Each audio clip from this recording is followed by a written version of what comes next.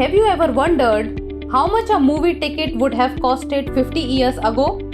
Back in the 1970s, you could catch a movie just for a rupee or two. Fast forward to today, and the same ticket would cost you around 300 to 500 rupees or even more. This price increase over time is a perfect example of inflation. But what exactly is inflation and why does it happen? Inflation is the rate at which the general level of prices for goods and services rises, causing the purchasing power to fall.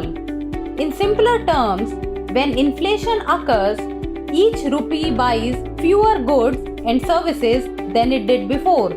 Imagine you are playing a video game and the cost of power-ups keeps increasing while your coins stays the same. That's inflation at work. Several factors contribute to inflation, but let's break it down into two main types: demand pull inflation and cost push inflation. Demand pull inflation occurs when the demand for goods and services exceeds their supply. Think about the latest smartphone release. If everyone wants to buy it, but there aren't enough phones available, the price goes up. More people with money chasing fewer goods can lead to higher prices. On the other hand, cost push inflation happens when the cost of production increases, leading to producers to raise prices to maintain their profit margins. Imagine if the price of oil, which is used to transport goods, suddenly spikes. The cost of transporting food to grocery stores goes up, and so does the price of that food. Inflation affects everyone. But how? Let's explore a few scenarios. If you keep your money in a piggy bank, inflation will erode its value over time. For instance, if inflation is 6% per year, something that costs 100 rupees today will cost 106 rupees next year.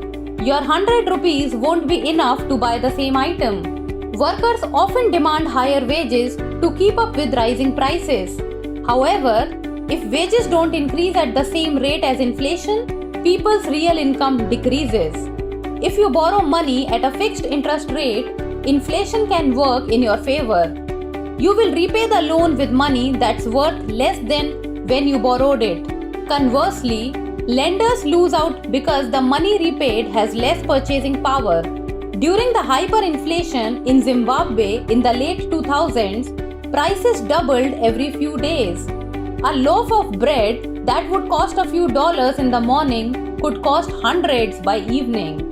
People needed wheelbarrows of cash for basic groceries. In contrast, moderate inflation is considered normal and even necessary for a healthy economy.